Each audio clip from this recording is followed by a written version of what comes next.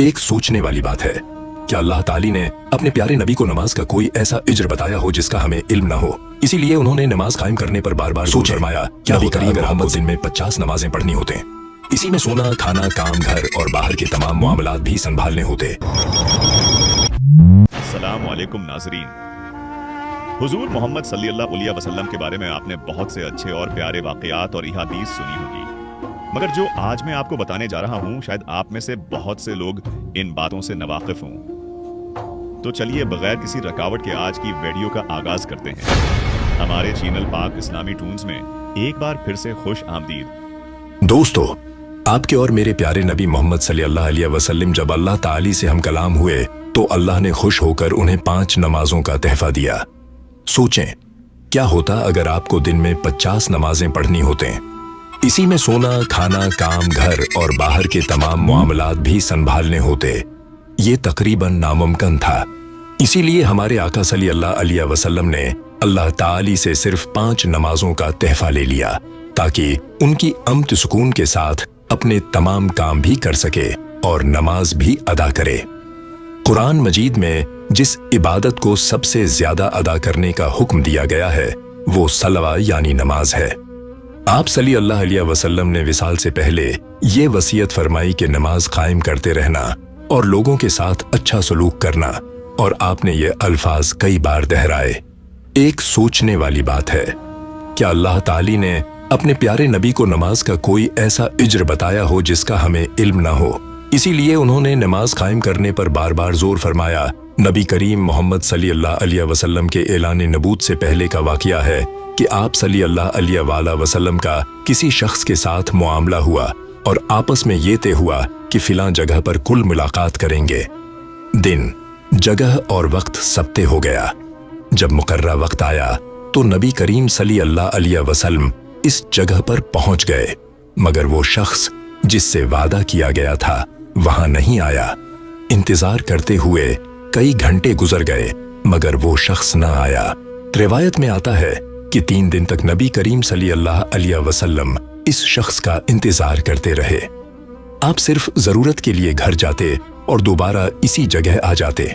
3 दिन बाद जब वो शख्स आया तो आपने फरमाया, तुमने वादा पूरा ना करके मुझे तकलीफ दी। अल्लाह ताली ने कुरान मजीद में वादा पूरा करने की बहुत ताकीद फरमाई है, और अहद को पूरा करो, बेशक अहद के बारे में पूछा जाएगा। ऐ ईमान वालो, अपने अहद पूरे करो। नबी करीम सल्लल्लाहु अलैहि वसल्लम ने फरमाया, जो वादा पूरा नहीं करता उसका कोई दीन नहीं। अब हम बात करते हैं हुकूकुल इबाद की, यानी बंदों के हुकूक। नबी करीम मोहम्मद सल्लल्लाहु अलैहि वसल्लम ने वालिदैन की नाफरमानी को कबीरा गुनाह करार दिया। आपने फरमाया, अल्लाह की रिजा बाप की रिजा में है और उसकी नाराजगी बाप की नाराजगी में है। माँ बाप का कहना माना जाए, इनसे नर्म लहजे में बात की जाए, उनकी खिदमत की जाए और कभी झूठ ना बोला जाए। जब वो बूढ़े हो जाएं तो उनका खास ख्याल रखा जाए, उनके रिश्तेदारों से अच्छा सलूक किया जाए और वफात के बाद उनके लिए दुआ की जाए। उसके बाद बहन भाइयों के हुकूक। दोस्तों, आज के दौर में अक्सर देखा जाता है कि बहन भाई और माँ बाप की वो इज्जत बाकी नहीं रही। सब अपनी अपनी लड़ाइयों में लगे रहते हैं, कोई जमीन की वजह से, कोई जायदाद की वजह से और कोई पैसों की वजह से। लेकिन सुने कि हमारे प्यारे नबी मोहम्मद सल्लल्लाहु अलैहि वसल्लम ने बहन भाइयों के हुकूक के बारे में किया फरमाया। बड़े बहन भाइयों की इज्जत व एहतराम करना और उनका कहना मानना इसी तरह जरूरी है जैसे माँ बाप का कहना मानना जरूरी है। नबी करीम सल्लल्लाहु अलैहि वसल्लम ने फरमाया कि बड़े भाई का हक छोटे भाई पर ऐसा ही है जैसे बाप का हक अपने बेटे पर होता है। छोटे बहन भाइयों पर शफकत करना, इनसे नरमी से पेश आना और उनकी मदद करना अल्लाह ताली को राजी करने का जरिया है। नबी करीम सल्लल्लाहु अलैहि वसल्लम ने फरमाया कि जो छोटों पर शफकत नहीं करता वो हम में से नहीं।